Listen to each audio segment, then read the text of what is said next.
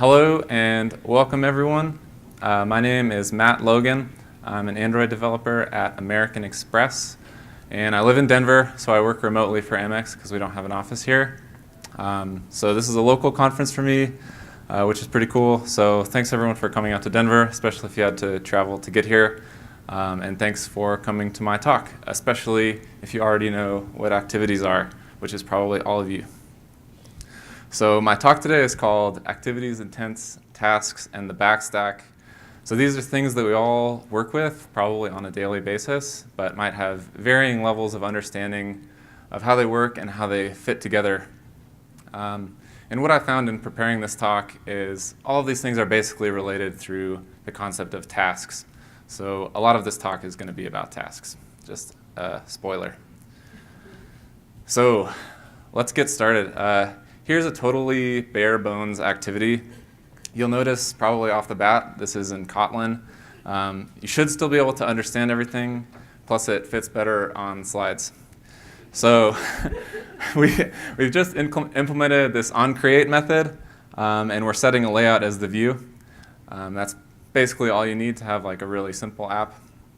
And activities fulfill a few roles in an Android app. First of all, they serve as an entry point for the Android OS to run your app. You can think of an activity as an Android component that's just a chunk of code that gets run by the OS as it needs to get run. So we don't call this method ourselves, although I suppose you could. onCreate also provides a mechanism for state restoration via the saved instance state parameter, but we're not going to look at that. Secondly, activities give you a way to put a UI on the screen via the setContentView method. This is probably nothing new. It just inflates a layout file, creates a view hierarchy from XML, and then adds it to the window that is associated with the activity. And every activity gets a window. Now we're going to add a method, make this a little more complicated. This is a click listener. We're using Butterknife, but don't worry about that if you've never seen that before. This is a click listener that just clicks, that starts a new activity when a button is clicked. The button would say like view trip, so view trip button clicked. Yeah, and what this method does is called start activity, which starts a new activity. So the third thing that activities do is navigation.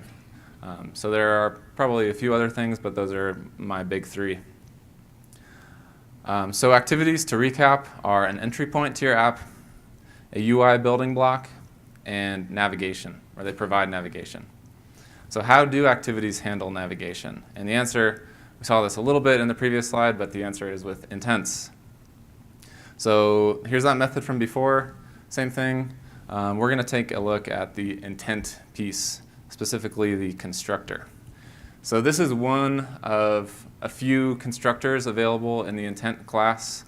We're going to look at these arguments in reverse. The second one is just the class of the activity that you want to start. Again, this is probably nothing new to any of you.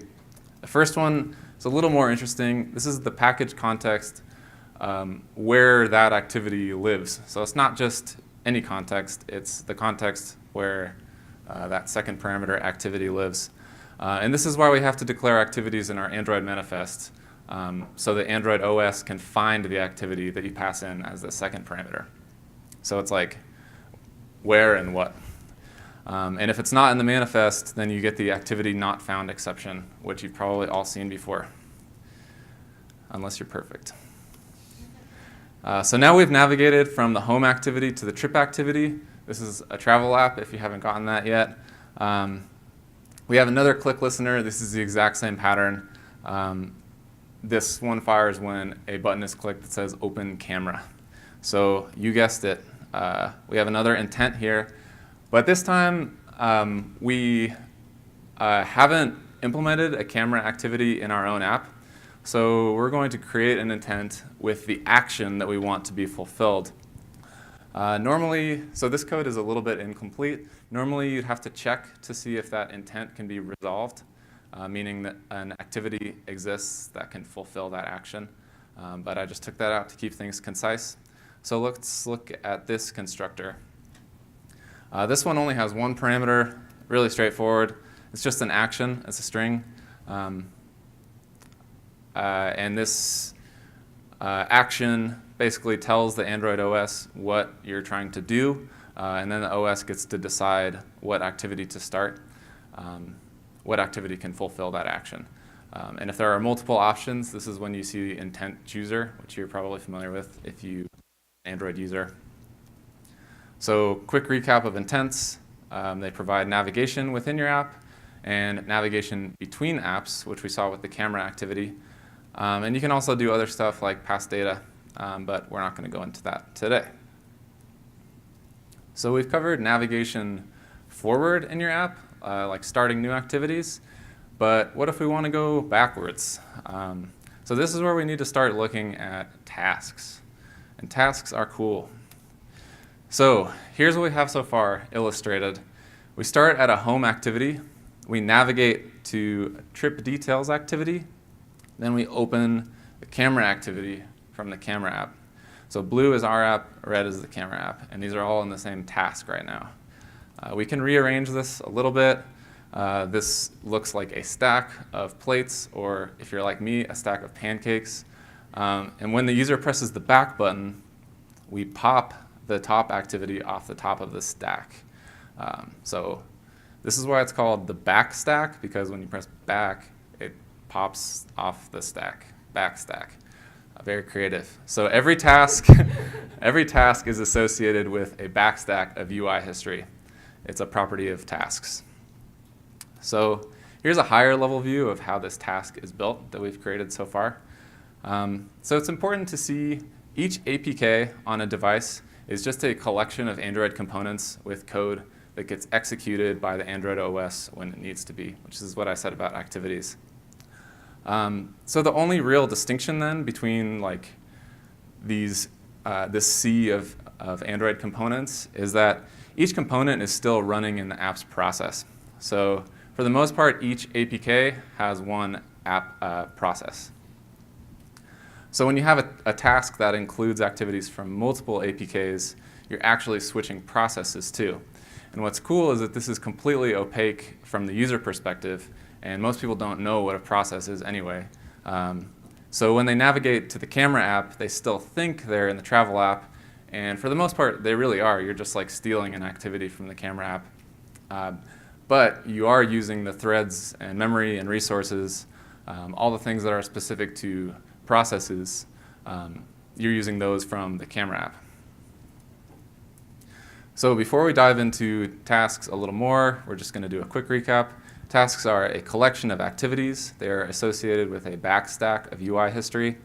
They can span multiple processes and APKs. And then the thing we're going to get into next is that they can be customized with intent flags and manifest attributes.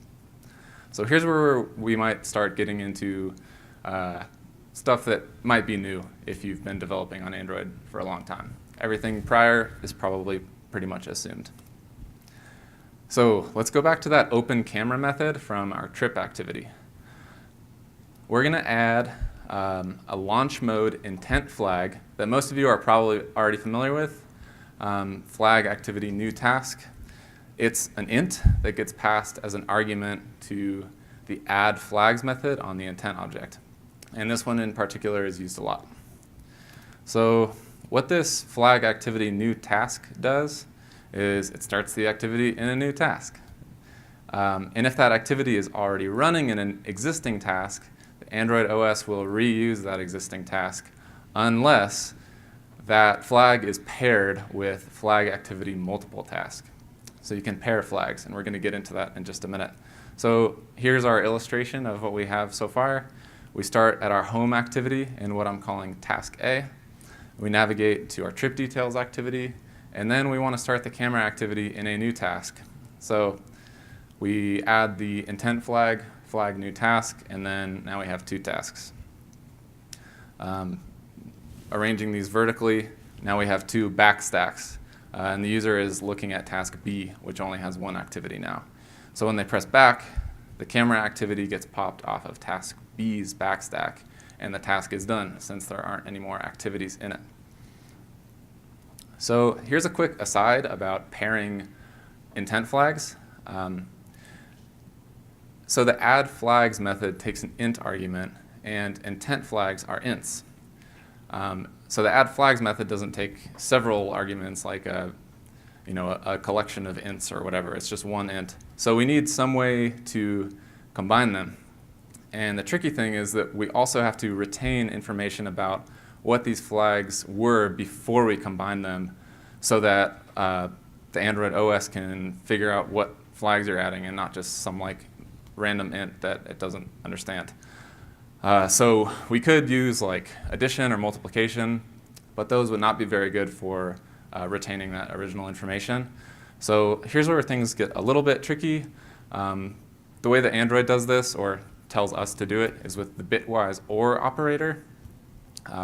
Some of you are probably already pretty familiar with this, especially if you have a background in computer science.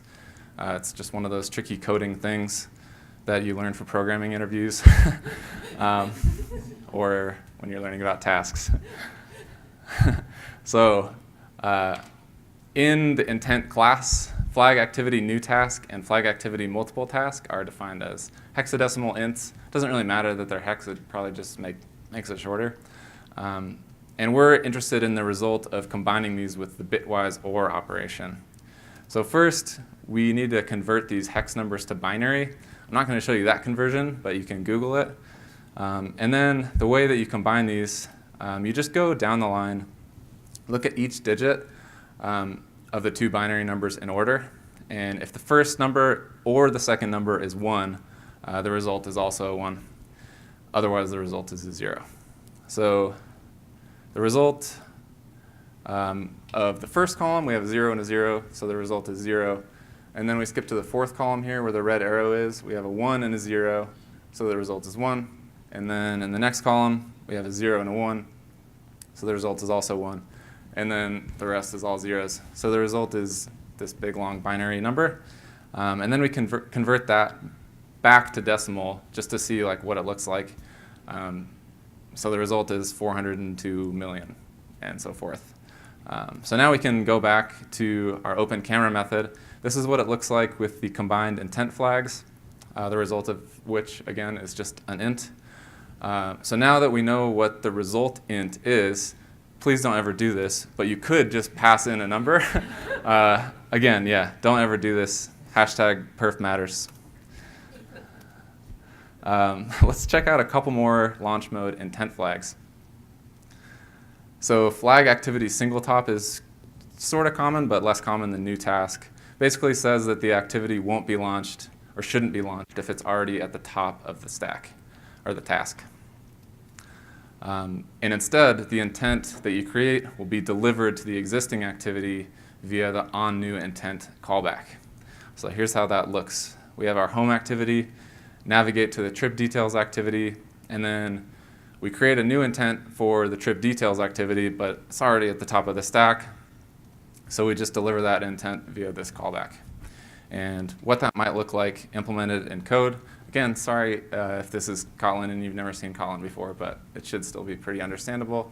We get an intent passed as a parameter to this method. We can extract some data from the extras and then do something with it, like refresh the UI. Let's look at another launch mode. Flag activity clear top, also sort of common. If the activity already exists in the current task, this will destroy every activity on top of it and bring the activity to the foreground. This can be used with flag activity new task also. By used, I mean paired, like with that bitwise OR thing, the vertical bar. And what this does when you pair them, it locates the activity in any task running on the device, destroys all the activities on top of it, and brings your activity to the foreground. So this one is pretty powerful. Yeah, brings to the foreground. Illustrated, we have our home activity, navigate to the trip details activity, and then say we're on our trip and we want to know what the weather is. The weather details activity is already running in a separate task, but it's like buried in that task. So we have to use clear top and new task to say knock off the weather forecast and open weather details in a new task. And then we get the intent via the onNewIntent callback. So some more stuff you can do with launch modes in particular. You can declare them in your Android manifest as attributes on the activity element. We're not going to spend as much time on these because they're basically the same as the intent flags. The biggest difference is that with attributes, the activity specifies how it wants to be launched, whereas with intent flags, you're telling an activity how it should be launched. So it's like a push and pull kind of difference. So let's quickly go through all the launch mode and manifest attribute options. So standard is the default. If you want to be explicit, you can specify this, but you don't have to because it's the default. Basically just adds a new activity to your current task. So this was like the very first one we looked at before we even went into intent flags.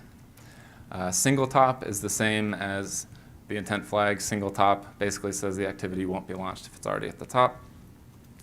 Single task is the same as new task for the most part. Basically says a new task should be created with this activity as the root every time it's launched. And single instance is only available as a manifest attribute, I think.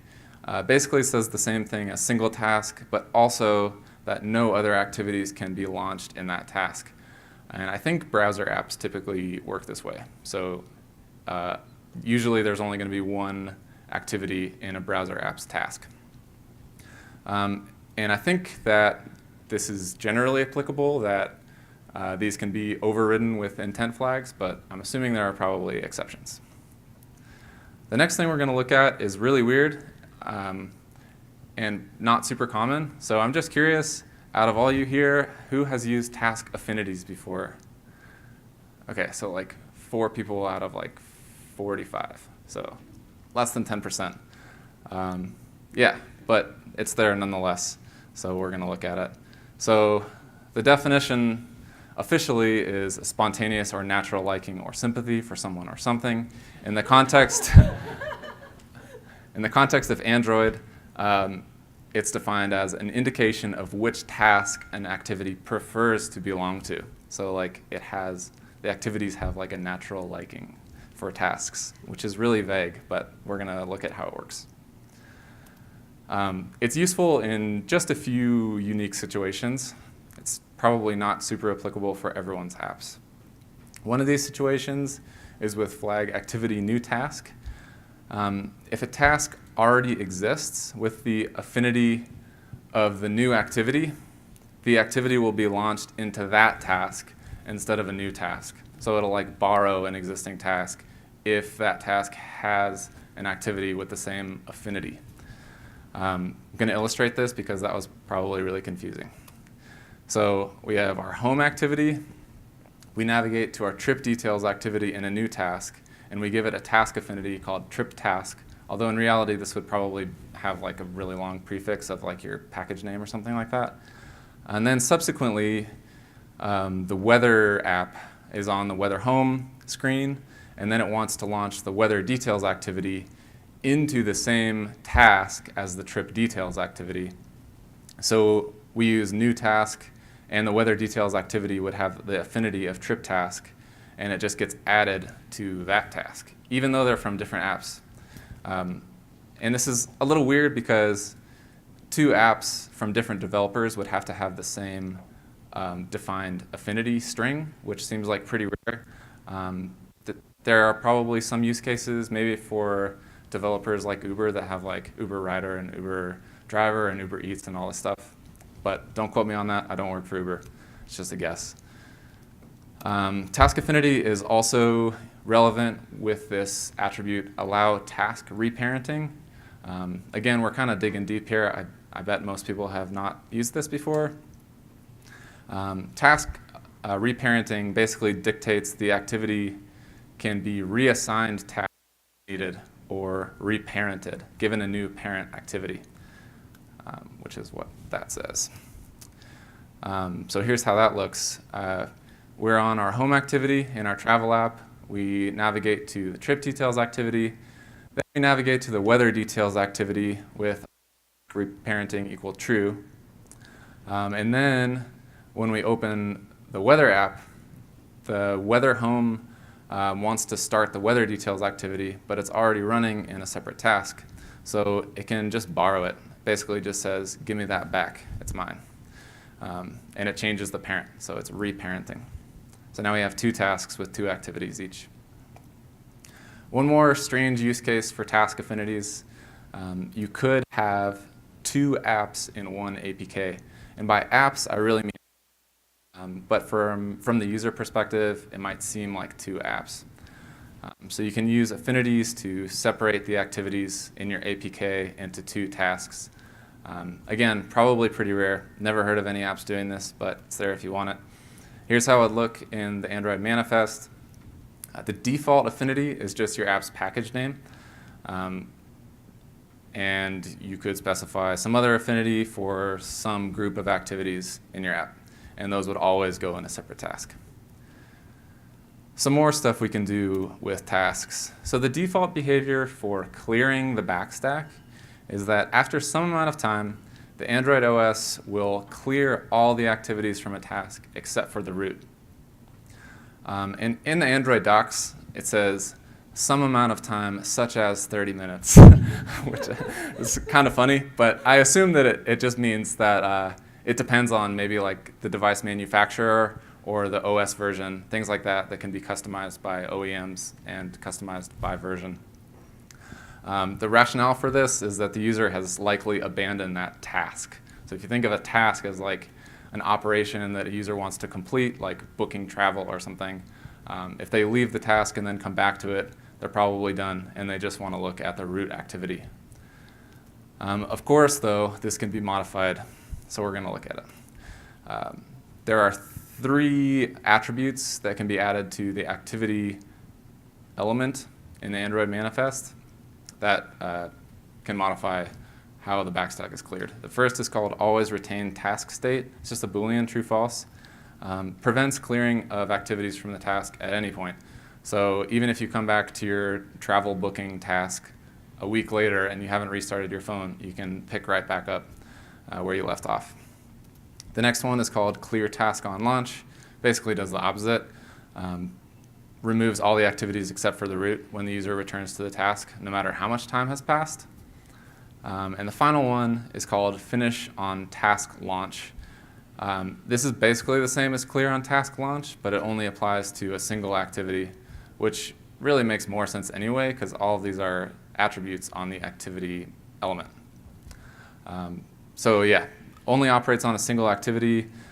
So if some task that's in the background has 10 activities, and the 10th activity in the task has finish on task launch equal to true, then when the user returns to that task, the task would only have 9 activities. The 10th would be destroyed. So that's all I got for clearing the backstack. There are some built-in things to help with stuff like launch modes, intent flags, all this stuff, so you don't have to like always deal with that manually. Navutils is this class that has some navigation helper methods. I'm just going to go over a few. There aren't that many. Navigate up to is probably the most common. The first parameter is just your current activity. The second parameter is the intent representing the activity that you want to go to. That's like up in the stack. And this is basically the same as clear top.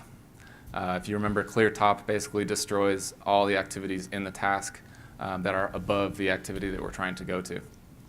Navigate up from same task basically is the same thing, but just goes up 1 in the current task. So it just goes to the parent activity. And then if you want to get that parent activity's intent, you can use this get parent activity intent method where you just pass in the current activity, and it gives you the intent that started the parent activity. Another useful class in the Android SDK is called Task Stack Builder. This lets you build a backstack manually. So this is useful when you're starting an activity in a new task with no UI history at all. So it would be the only activity in that task. But the user might expect that the back button in that new task would take them through some typical UI history that would ordinarily get them to that point. So it lets you build a task stack manually without having to actually start a bunch of activities.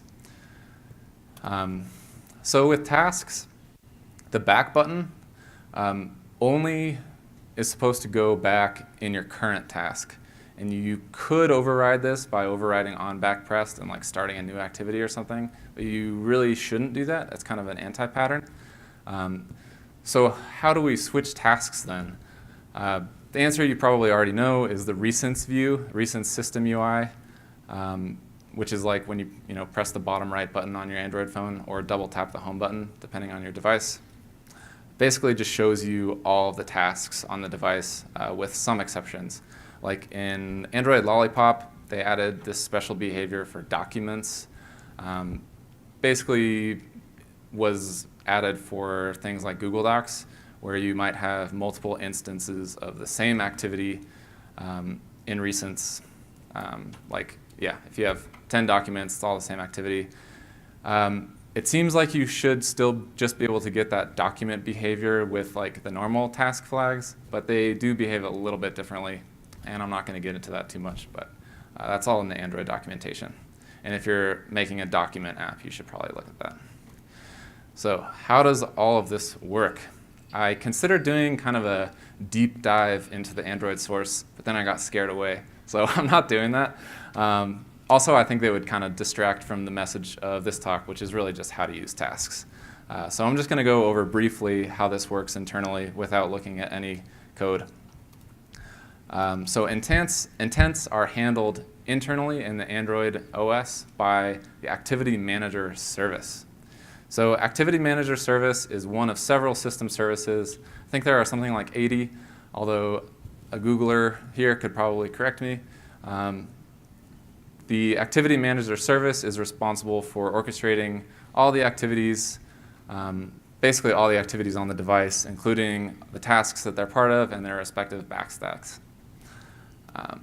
But what about this Activity Manager? It's not the same. This call, get system service, you might recognize that from like getting the window manager or audio manager for like changing volume levels or something like that. So Activity Manager service is a system service, although somewhat confusingly, it's often also referred to as the Activity Manager, but it's different. Activity Manager is an API for app developers that you get with this system service call. And they serve the same purpose, although it's a different Java class. It's a different thing. Activity Manager, the bottom one that we use, does delegate to Activity Manager service internally. It's just the difference between a developer API and an Android like internal system service that we never have to worry about. So Activity Manager, that one that's for developers, has a few methods that are broadly useful. For example, is low RAM device and clear application user data. Most apps probably won't need this stuff, but this might look familiar. Some of you have probably used this. You can also use Activity Manager to get information about your stack, your current task, via these classes AppStack and recent task info. So there's a bunch of methods on Activity Manager that'll give you information about these things. But a lot of Activity Manager's public methods are really just intended for debugging and probably shouldn't be used in production apps. But again, they're there if you need them. So why does Android work this way? Android operates on modular components, and this enforces a separation of concerns at both your application level and at the device level. If you remember that picture from earlier in the talk where I had like the sea of Android components, they're all separated. You can only really communicate through them with intents, and things get even more complicated when you're trying to communicate between processes, although you can do it. Again, we're not going to get into that in this talk.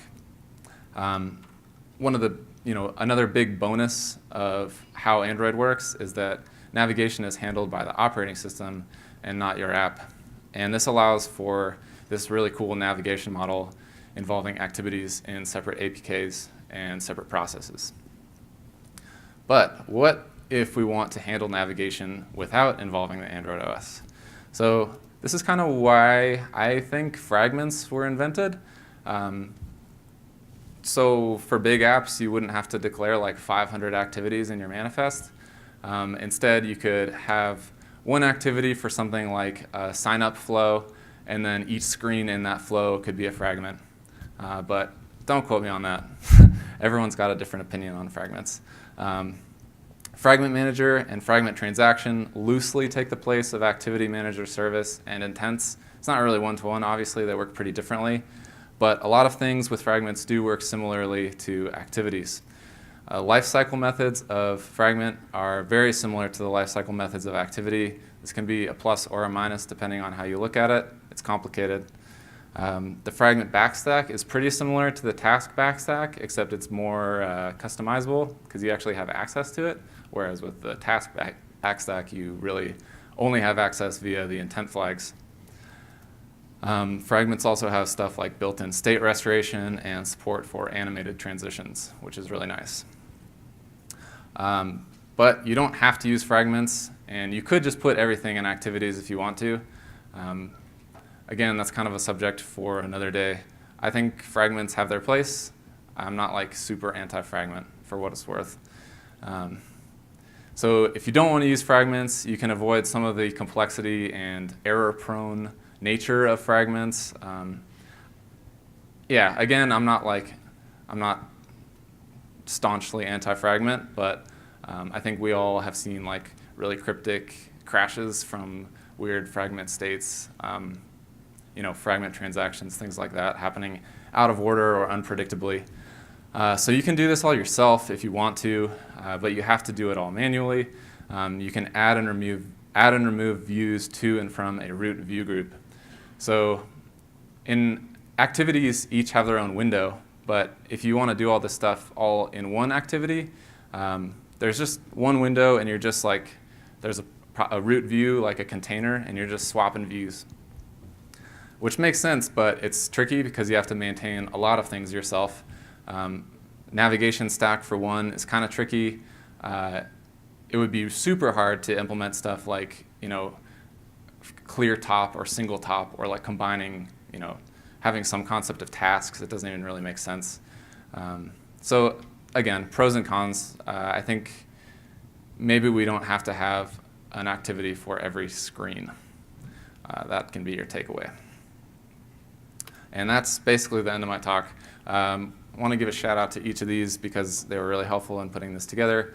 The Android docs have these like developer guides, which are a lot more detailed than just like the reference Java doc documentation. There's like, expository writing on like Android components and how they work. So there's an activities developer guide, and there's a bunch of sections, and the tasks and backstack section is the one that helped me a lot putting this together. There's a Google I/O talk from 2008, super long ago, called Inside the Android Application Framework. Turns out nothing's really changed in the way that like Android handles APKs and processes, stuff like that. So that's still a really useful talk, even if the designs look like they're Mayan artifacts. Then there's two blog posts that I used a lot, Anatomy of Android and The Cheese Factory. You may have heard of these. And then shout out to Big Nerd Ranch. If any of you are here, thank you. This is a really great book. There's a section on Activity Manager and intents that I thought was really helpful. And then kind of the motivation for that last piece about fragments and like maybe not fragments was the Square blog that was written like a year or two ago. They really don't like fragments. So here's some contact info. I think we have like 10 minutes, so we can ask questions if you want. So thanks a lot for coming. Thank you. Yeah.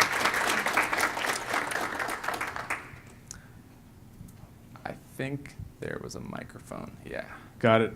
Can you hear me? Yes. Okay. Thanks for the talk. I have two questions that may or may not be somewhat related. Sure. The first one is regarding the relationship between tasks and the recent apps menu. And maybe you can shed some light on, seems like sometimes when you start a new task, you get a new entry in there, and sometimes you don't. And then I think also somewhat related, the second part is using an application context to start a new activity. Up to a certain point in Android, you were required to use flag activity new task. That doesn't seem to be the case anymore in the more recent versions. And so I'm curious if that is somewhat related or if you know the rationale behind that. Whew. Yeah, both of those are pretty tricky. The first one, a question about tasks not always showing up in the recents UI. Ooh, I don't know. I assume that all tasks show up in the recents UI, but yeah, there might be some customizability there. Inside of the activity class and the intent class, I thought I covered everything, but then I looked in and there were like 50 other flags that I didn't look at. So I'm sure there's a lot more customizable behavior. I really only looked at launch modes, clearing the backstack, and one other thing. The second question about application context, I don't know. I assume maybe they added like context.get application context or something in the Android source at some version. If you don't, yeah, I mean, if you needed an application context, and was that your question? Like, sorry. No, that's okay. Yeah. It was more around up until, I think it was either Lollipop or Marshmallow. If you wanted to start an activity from an application context, you were required to include flag activity new task. Sure. Otherwise, you would crash. But in the latest versions, that doesn't happen anymore. And I was curious if you knew what was happening behind the scenes that enabled you to launch new activities not in a new task from the application context. That's a really good question, and that it seems like the app would not know what to do, because if you're starting a new activity from something that isn't in an activity, it's like, where do we put this? So yeah, I don't know the answer. I would assume there might be some added check, like what's the current top activity, and it just uses that, because the activity manager service internally has all that information. So I imagine that could be implemented. But yeah, I don't know. Yeah. But thanks for the question. Thanks. Yeah.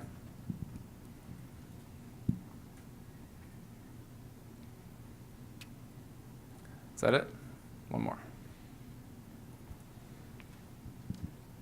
Is there any tools for getting a glimpse into these things when you're developing, like the stacks, or seeing how these different flags, if you are trying out a different set of them, and Yeah. get a glimpse of it, what happens at runtime? That's a good question. As far as like developer tools, not any that I'm aware of. I would recommend looking at that activity manager class that you get with Get System Service.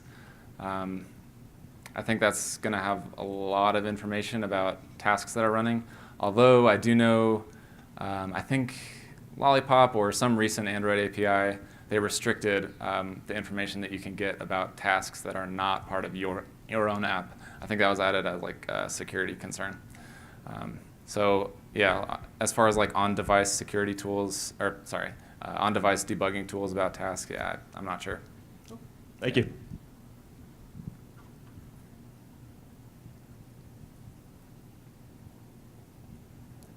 All right.